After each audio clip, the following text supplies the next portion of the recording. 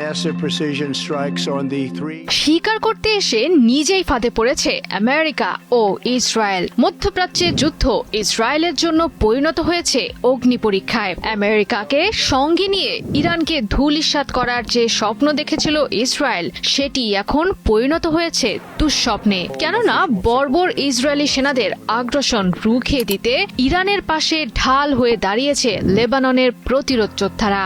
Iran সমর্থিত গোষ্ঠীটির জোরদার তৎপরতায় মধ্যপ্রাচ্য সংঘাতে এখন অনেকটাই কোণঠাসা ইসরায়েল। প্রশ্নের মুখে পড়েছে ইসরায়েলের লেজার ভিত্তিক নতুন প্রতিরক্ষা ব্যবস্থা আয়রন বিমের কার্যক্ষমতা। যুদ্ধের ময়দানে অধিক হারে ড্রোন ব্যবহারের ফলে বড় ধরনের পরীক্ষার মুখে পড়েছে ইসরায়েলের গর্ব আয়রন বিম। বিকাশ পেমেন্টে 10,000 টাকার বেশি অফার। শপিং চলছে তো। যুদ্ধ যত তীব্র হচ্ছে, ইসরায়েলের উত্তর সীমান্তে বাড়ছে লেবাননের শিয়া অধ্যুষিত গোষ্ঠীটির ড্রোন হামলা। সংগঠনটির পাঠানো বহু ইউএভি ড্রোন একে একে ঢুকছে ইসরায়েলের আকাশ সীমায়। বিশেষত উত্তর সীমান্তে দেখা মিলছে ইরানের ছত্রছায়ায় থাকা বাহিনীটির ড্রোন আধিপত্য। আর এতেই চাপে পড়েছে ইসরায়েলের বহুল আলোচিত প্রতিরক্ষা ব্যবস্থা আয়রন ডোম। মূলত আয়রন বিমকে ডাকা হচ্ছে ইসরায়েলের প্রধান লেজার অস্ত্র ব্যবস্থা হিসেবে। এটি 100 কিলোওয়াটের বেশি শক্তির লেজার ব্যবহার করে আকাশে থাকা লক্ষ্যবস্তু ধ্বংস করতে সক্ষম। প্রচলিত ক্ষেপণাস্ত্রের বদলে এটি লক্ষ্যবস্তুর উপর শক্তিশালী লেজার রশ্মি ব্যবহার করে সেটিকে পুড়িয়ে ফেলে।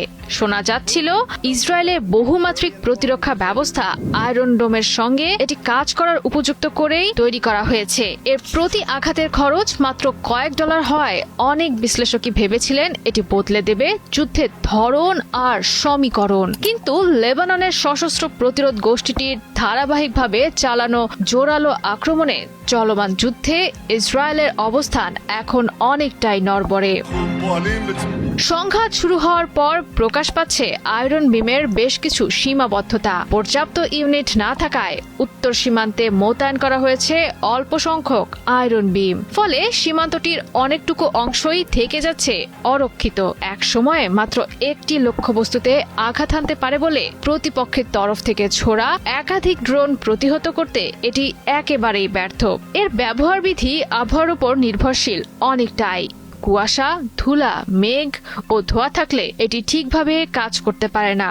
ইসরায়েলি সাবেক বিমান প্রতিরক্ষা কর্মকর্তা রান কোচাভের মতে আয়রন বিম তৈরি করা হয়েছে মূলত ছোট ড্রোন ধ্বংস করার জন্য।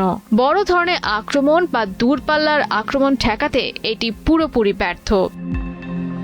ইসরায়েলি আয়রন ডোমের দুর্বলতার সুযোগকে পুরোটাই কাজে লাগাচ্ছে ইরানের প্রক্সি মিলিশিয়া যোদ্ধারা। উন্নত প্রযুক্তির সহায়তায় মাত্র কয়েক হাজার ডলার খরচ করে বানাচ্ছে এক একটি ড্রোন, যেগুলো দূরপাল্লার ও নির্ভুলভাবে লক্ষ্যবস্তুতে আঘাত হানতে সক্ষম। বেশি বিস্ফোরক বহন করতে পারা এর অন্যতম বড় সুবিধা।